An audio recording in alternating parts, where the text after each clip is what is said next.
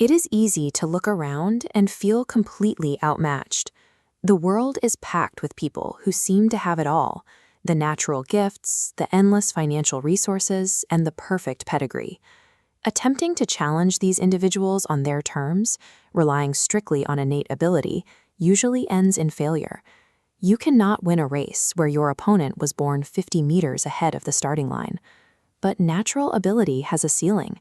Talent only maintains its lead until it encounters a relentless savage who refuses to be outgrinded.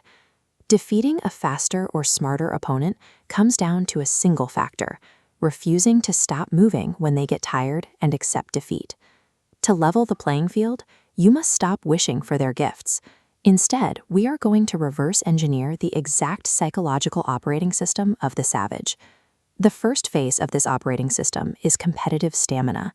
This is the practice of outweighting the competition until their initial burst of energy fades. Consider the difference between two predators. The lion is the apex of power, the undisputed king of the jungle. But compare the lion's methods to those of the African wild dog. This chart shows the gap in their success rates. The lion, despite its overwhelming strength, catches its prey only 30% of the time. The African wild dog maintains a success rate of 83%. The wild dog wins because it ignores speed and strength.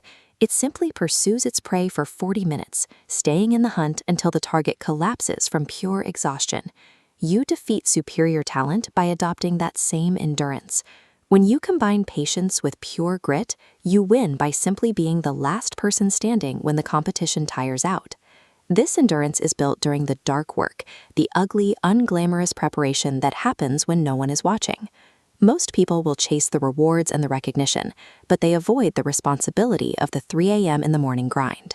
They work when they feel inspired, which means they stop the moment the work becomes painful.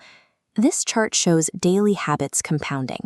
One extra push-up creates a trajectory that starts slow but breaks into a steep upward curve.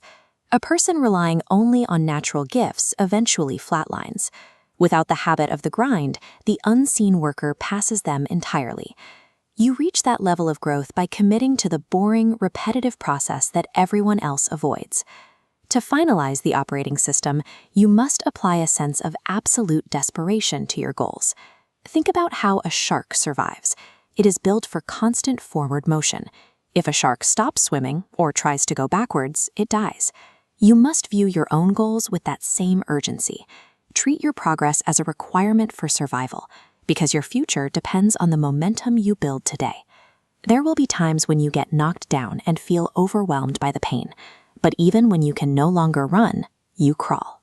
You keep moving forward at any speed. The only way you can actually lose is if you make the conscious choice to quit moving. Natural talent is not a reason to be intimidated. In many cases, it is a liability because it hasn't been tested in the deep waters of a relentless grind. True dominance is an internal decision. You decide to outlast the discomfort and outwork every other person in the room. I want you to identify one specific extra task that your competitors are avoiding today. Find that task and go do it right now.